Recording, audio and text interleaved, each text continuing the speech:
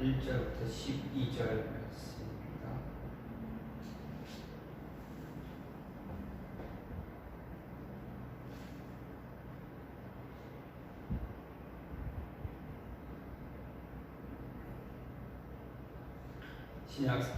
신약성경 야고보서 3장 1절부터 12절 말씀입니다. 내 형제들아, 너희는 선생된 우리가 더 큰 심판을 받을 줄 알고 선생이 많이 되지 말라. 우리가 다 실수가 많으니 만일 말에 실수가 없는 자라면 곧 온전한 사람이라 능히 온몸도 굴레 씌우리라. 우리가 말들의 입에 재갈 물리는 것은 우리에게 순종하게 하려고 그 온몸을 제어하는 것이라. 또 배를 보라. 그렇게 크고 광풍에 밀려가는 것들을 지극히 작은 키로서 사공의 뜻대로 운행하나니, 이와 같이 혀도 작은 지체로 돼 큰 것을 자랑하도다. 보라, 얼마나 작은 불이 얼마나 많은 나무를 태우는가. 혀는 곧 불이요 불이의 세계라.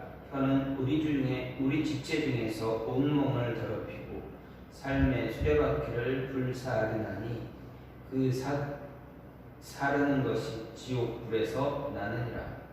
여러 종류의 짐승과 새와 벌레와 바다의 생물은 다 사람이 길들일 수 있고 길들여 왔거니와, 혀는 능히 길들일 사람이 없나니 쉬지 아니하는 악이요 죽이는 독이 가득한 것이라.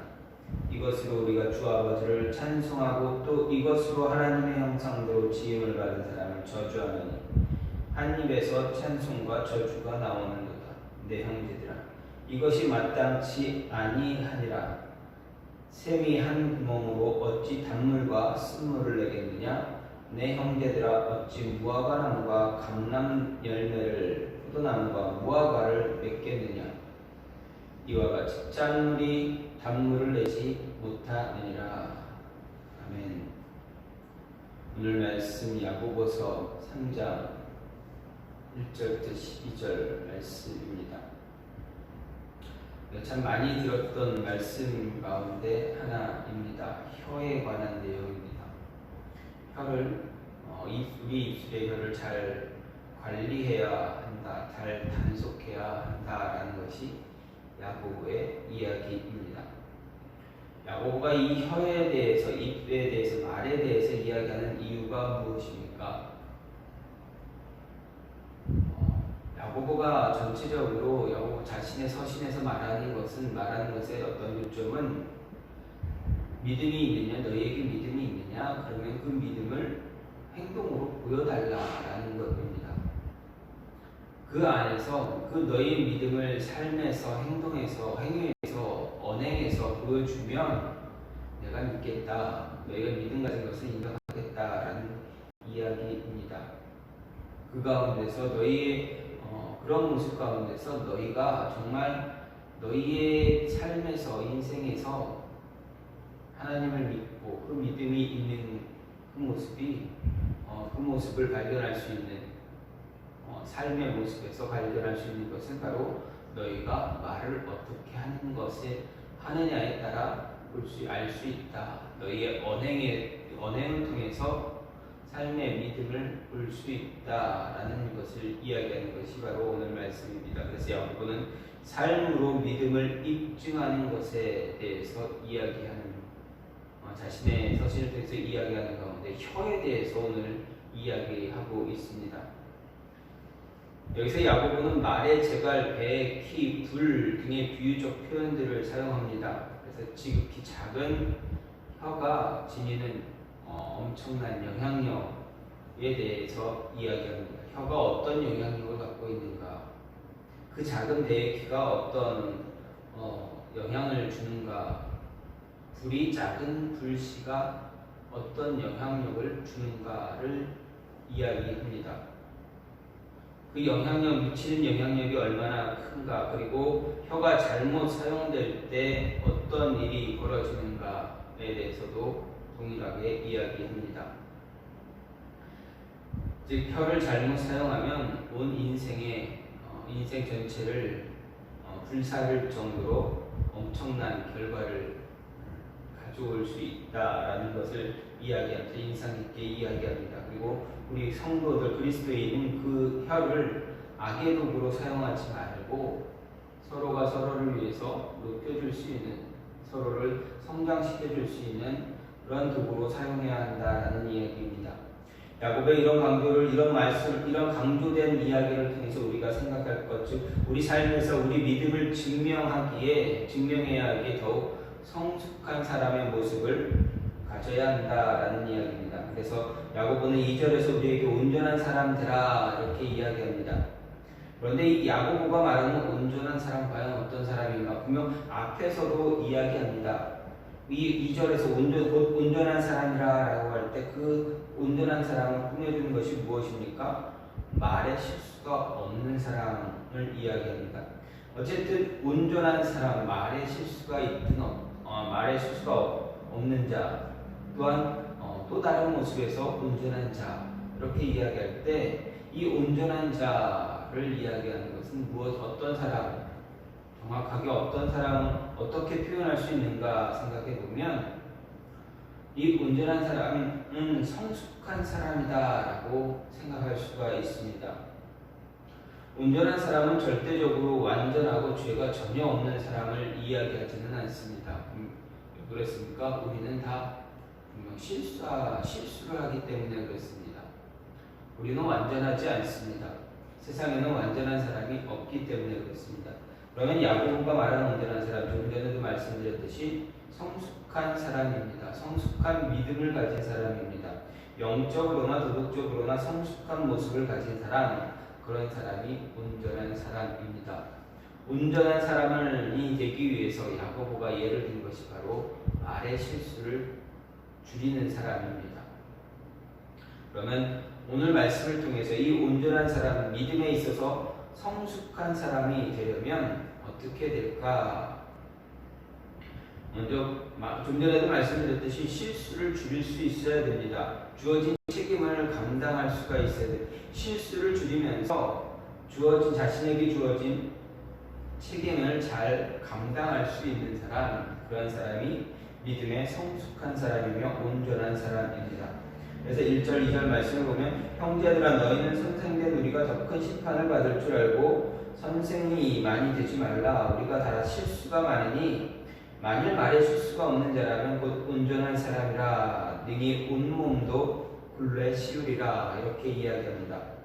야고보는 수신자들에게 분명하게 말합니다. 선생되지 말라 이야기합니다.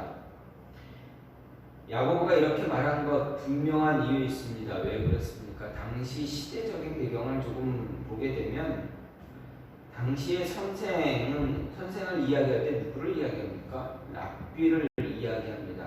그럼 랍비라는 계층, 왜 사람들이 이 랍비라는 이 직분을 원하는가, 이 랍비가 되길 원하는가 보게 되면 사회적으로 대단히 존경과 특권을 누린 그러한 사람들, 그러한 계층이었습니다.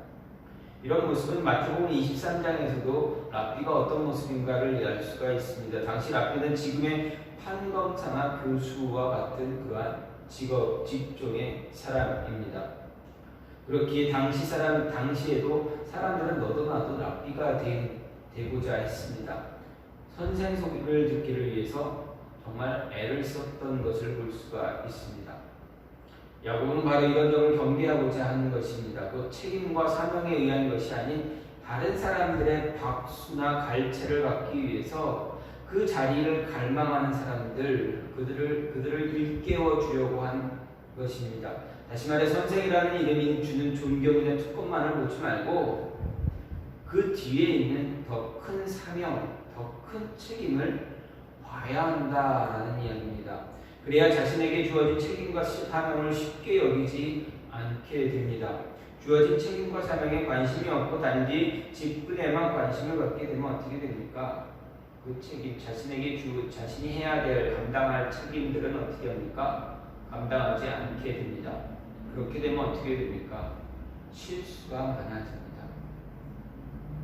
책임을 다하지 않게 되면 자신이 한 말에 대한 책임도 지지 않게 됩니다.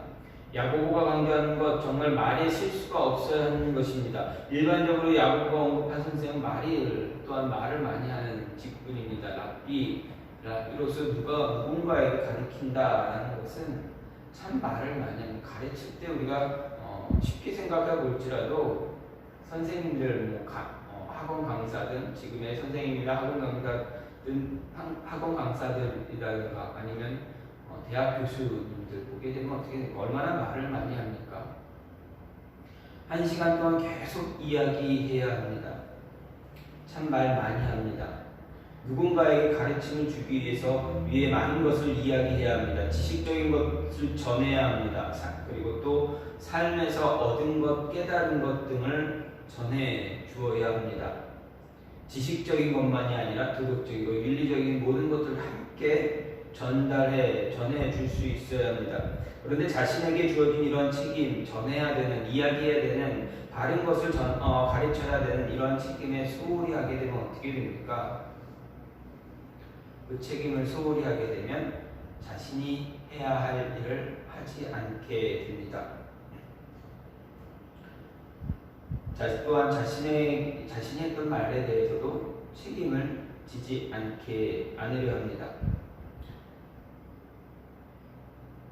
자기에만 관심이 있다 보니 어떻게 됩니까? 주어진 책임 소홀히 하고 자기가 가져야 될, 감당해야 될 사명, 관심도 없어집니다. 또 말을 많이 하게 되면 어떻게 됩니까? 도덕적이든 지식적이든 윤리적인 어떤 말을 계속 하다 보면 누군가를 판단하는 모습이 쉽게 나타나기도 합니다. 선생의 직무에는 분명히 어떤 일에 대해서 어떤 일이 옳은지 틀린 것인지 분명히 늘 말해야 됩니다. 정확하게 전달해 주어야 됩니다. 가르쳐 주어야 됩니다. 지식적으로 맞고 틀린 것도 가르쳐야 합니다. 이야기해야 됩니다. 그러다 보면 어느 순간 옳고 그른 것만, 흑백 논리를 이야기하게 됩니다. 그러다 보면 잘못된 길로 거기서 그런 이야기를 하면서 성숙한 모습, 온전한 모습을 갖지 못하면, 책임을 온전히 지지 못하면 어떻게 됩니까? 거기서 조금 잘못된 길로 가게 되면 누군가를 비난하는 그런 모습이 되어져 버립니다. 비판하고 비난하게 되면 어떻게 됩니까?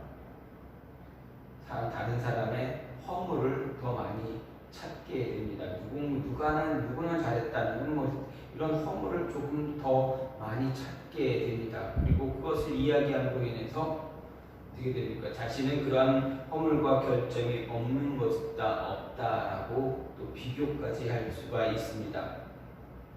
어쨌든 이렇게 자신에게 주어진 책임 잘 감당하지 못하다 보니 실수가 많게 됩니다. 성숙한 사람은 주어진 일에 대해서 책임을 다합니다. 자신에게 맡겨진 사명에 열정을 갖고 감당합니다. 말을 많이 함으로 인해서 다툼이 일어나지 않도록 조심합니다. 옳고 틀린 것 가리는 모습으로 인해 누군가를 비난하거나 비판하려고 하지 않습니다.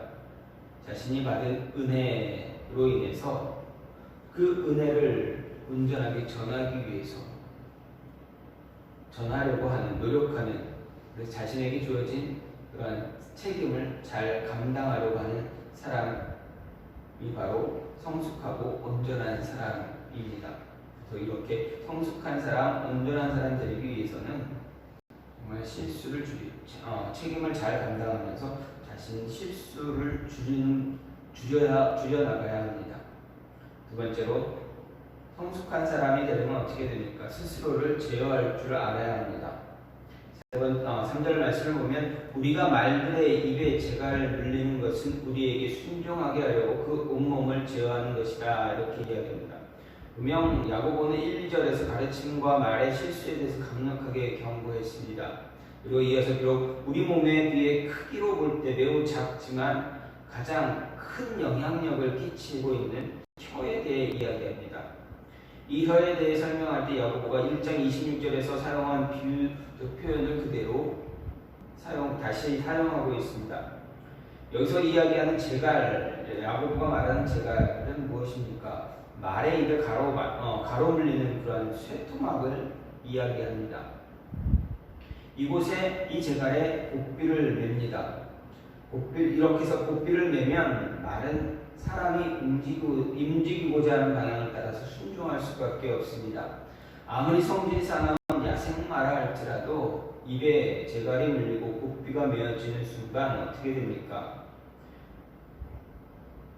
조금은 발버둥 칠 수는 있을지라도 시간이 지나면 사람의 손에 길들임을 당합니다. 다스림을 받을 수밖에 없습니다. 야생마나 이미 길들여진 말들이라 할지라도 입에 제갈을 물리지 않으면 어떻게 됩니까? 말의 등에 올라탄 사람이 자신의 뜻대로 마음대로 조절할 수가 없게 됩니다. 말의 입에 제갈을 물려야만 말 탄 사람의 마음대로 그 말을 조종할 수가 있습니다. 말의 입에 물리는 이 제갈의 이런 유익한 것을 야고보는 우리의 입에도 물려야 한다 이야기합니다. 왜 야고보가 우리의 입에 이러한 말의 입에 물리는 제갈을 물리라 말합니까? 그 이유는 우리 참 잘 알고 있습니다. 우리의 혀는 우리의 신체 가운데 가장 작은 부분이지만 사람은 그것을 잘 조절하지 못하기 때문에 그렇습니다. 우리가 우리의 혀를 쉽게 조절이 가능합니까? 그렇지 않습니다. 매우 어렵습니다. 그래서 사람의 입에서 나오는 말 때문에 분쟁이 생기기도 하고 다툼이 일어나기도 합니다. 많은 실수가 따르게 됩니다. 어떤 사람들은 칼과 같은 혀를 함부로 사용하면서 어떻게 합니까? 상대방 붙는 사람으로 하여금 마음에 깊은 상처를 받게도 합니다. 그렇다고 해서 우리 입에 실제로 제갈을 물고 다닐 수 있겠습니까? 그렇지 않습니다. 상상해 보십시오. 대부분 많은 사람들이 길거리를 다닐 때 자신의 입에 말들처럼 제갈을 물고 다닌다면 어떻겠습니까? 얼마나 우스운 모습이 되겠습니까?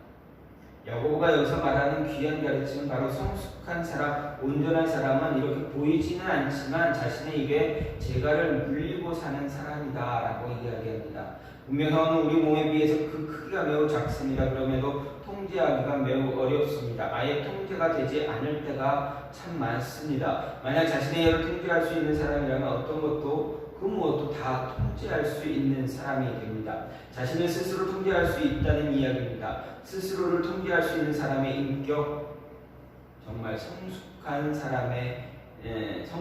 인격을 소유한 사람입니다.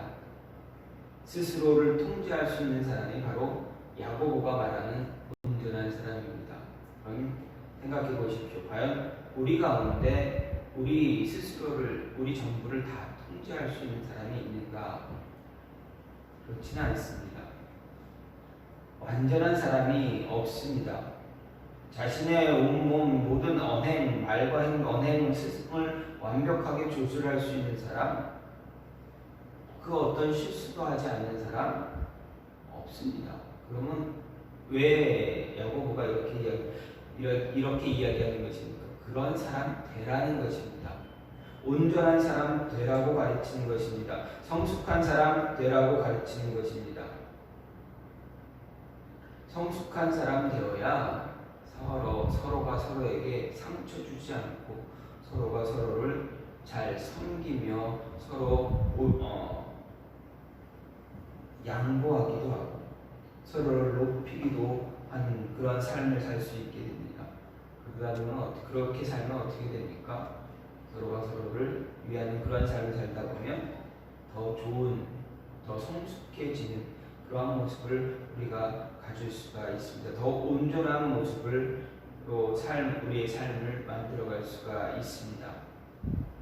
야고보가 말하는 것은 우리 삶이 믿는 자의 삶이 성숙되어져 가는 삶이어야 한다. 온전한 삶이 되어져야 한다라는 것입니다. 우리 안에 있는 그 믿음을 통해서 예수님을 통해서 얻은 그 믿음, 구원의 은혜를 통해서 우리가 가지고 있는 그 믿음, 하나님을 향한 그 믿음이 살아있는 모습으로 우리의 삶에서 드러날 수 있게 하는 것, 그것을 야고보가 이야기합니다. 그런 모습으로 살기 위해서는 자신 스스로를 조금씩 제어해 나갈 줄 아는 그런 모습이 있어야 한다는 이야기입니다. 마지막으로 새 사람으로 거듭난 삶을 살 때 우리는 온전한 사람, 성숙한 사람이 될 수가 있습니다. 11절 말씀을 보면 야고보가 말합니다. 샘이 한 구멍으로 어찌 단물과 쓴물을 내겠느냐, 이렇게 이야기합니다. 분명 야고보가 말하는 것은 한 입으로 찬송과 저주를 말할 수 없다. 찬송과 저주라는 것은 한 입으로 찬송하고 전주하는 것은 정말 어울리지 않는 그러한 모습입니다. 그런데 어떻습니까? 한 입으로 찬송과 저주 서로 어울리지 않는 그런 모습이지만 우리 삶을 뒤돌아보면 너무 일반적으로 많이 나타나는 현상입니다. 그런 모습입니다. 그래서 야고보가 이야기합니다. 이어서 이야기하기를 12절에서 짠물이 단물을 내지 못한다 이야기합니다.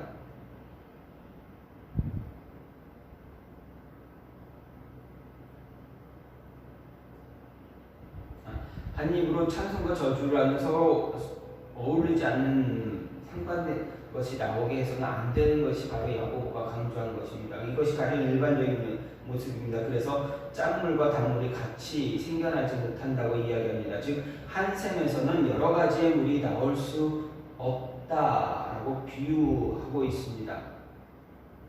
이 비유를 통해서 정말 그리스도인이라면 그 사람의 언행에 있어서 두 가지의 모습, 짠물과 단물의 모습, 또는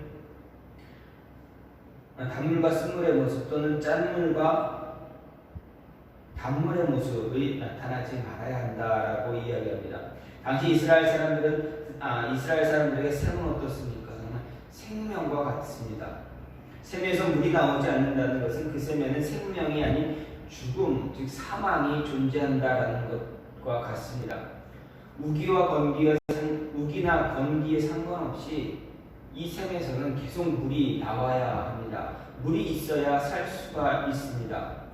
그렇기 때문에 이스라엘 사람들에게 샘물의 의미를 다시 한번 야고보는 일깨워 줍니다. 그러면서 그 샘물에 생명과 죽음, 생명과 죽음 또는 사망이 동시에 있을 수 없다는 것을 강조합니다. 야고보의 이 가르침은 어떻게 보면 자연의 이치이기도 합니다.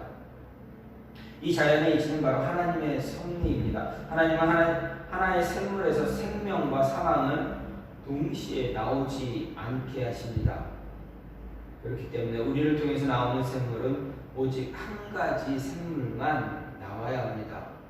우리 입에서 하나님을 찬송하는 선한 말과 타인을 저주하는 악한 말이 동시에 나오지 않아야 한다라는 것이 야고보의 가르침입니다. 그런데 어떻습니까? 우리의 삶은 이런 삶을 살기가 참 매우 어렵습니다. 자연의 이치와 일반적인 이치는 이제 쓴물과 단물 같이 있을 수 없습니다. 그런데 그 자연의 이치를 거슬러서 우리의 삶 속에는 어떻게 됩니까? 쓴물과 단물이 늘 동시에 있습니다. 우리의 일반적인 삶을 보게 되면 이런 이중적인 모습이 참 많이 나타나고 있습니다. 예수님의 은혜로 구원의 은혜를 받은 사람들에게 분명 이 이중적인 모습이 끊임없이 나타나고 있다라는 것입니다. 그때 구원의 은혜를 아는 자들은 어떻게 해야 됩니까? 구원의 은혜를 아는 자는 더욱 성숙한 신앙의 모습을 가져야 합니다. 다른 삶의 모습이 나타나야 합니다. 우리의 입술을 통제할 뿐만 아니라 삶의 모든 행위를 통제할 수 있어야 합니다. 그래야 단물과 쓴물을 동시에 내지 않게 됩니다. 특히 그리스도인들이라면 쓴물이 아닌 단물을 내어 주어야 합니다. 단물을 내기 위해서 우리 더욱 성숙한 신앙의 사람이 되어야 합니다. 그러기에 우리는 매일 성령에 의해 붙잡힌 삶을 살아가야 합니다. 성령에 붙잡힌 삶을 산다는 것, 바로 우리의 삶에는 언제나 생명이 넘쳐나고 있다는 이야기입니다. 성령에 붙잡힌 삶을 살아감으로 인해 매일 생명이 넘친 삶을 살아가려면 우리의 삶에서 분명하게 변화되는 모습이 나타나야 합니다. 우리가 조금씩 더, 예수님 만나기 이전의 삶과 이후의 삶은 분명히 달라야 하는 것입니다. 하나님의 은혜를 체험하고 그 은혜로 변화를 받은 모습과 그 이전의 모습, 분명 차이가 있어야 한다는 것입니다. 그리스도인이 된 이후의 삶이 분명하게 나타나야 합니다. 그래서 바울이 이야기합니다. 새 사람의 옷을 입으라 이야기합니다. 옛 사람의 옷을 벗고 새 사람의 옷을 입어야 한다. 옛 것을 버리고 새 것을 취해야 한다라고 분명하게 우리에게 요구합니다. 우리는 새 사람이 되었습니다. 새 것이 되었습니다. 새 사람으로 거듭난 사람입니다. 그러면 어떻게 됩니까? 바뀐 삶의 모습이 있어야 합니다. 이 바뀐 삶의 모습이 바로 성숙한 사람의 삶입니다. 온전한 삶입니다. 새 사람으로 거듭난 삶은 분명 변화된 사람의 삶입니다. 성령에 의해 거듭났습니다. 성령에 거듭나기에 다른 사람에게 선한 영향력을 주게 됩니다. 이처럼 변화를 이끌어가는 그러한 삶을 살아가게 됩니다. 이런 사람이 온전한 사람입니다. 성숙한 사람입니다. 믿음에서뿐만 아니라 도덕적으로도 영적으로도 다 성숙한 그러한 모습의 삶을 살아갈 수가 있게 됩니다. 야고보는 분명하게 우리의 삶의 현장에서 우리가 살아가는 삶 속에서 믿음을 보여달라 이야기합니다. 그 믿음이 성숙한 믿음이 되어서 우리 스스로를 온전한 모습으로 만들어가게, 주어진 책임도 잘 감당하고 자신 스스로를 잘 통제할 줄 알고 변화된 삶을 드러내주는 그 모습을 가질 수 있는, 가지며 살아가는 그러한 모습 가지라 이야기합니다. 이러한 모습이 저와 여러분의 삶에서 늘 나타날 수 있기를 간절히 소망합니다. 이 시간 같이 기도하기 원하는데, 하나님, 이 시간 우리의 삶을 뒤돌아볼 수 있도록, 그래서 우리의 삶이 과연 성숙하고 온전한 사람의 삶을 유지해 나가고 있는가, 다시 한번 체크해 볼 수 있는 시간 가질 수 있게 해달라고.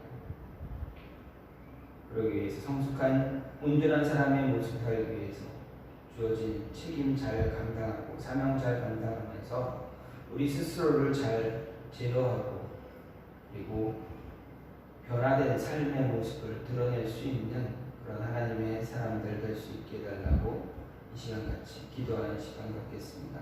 같이 기도합니다.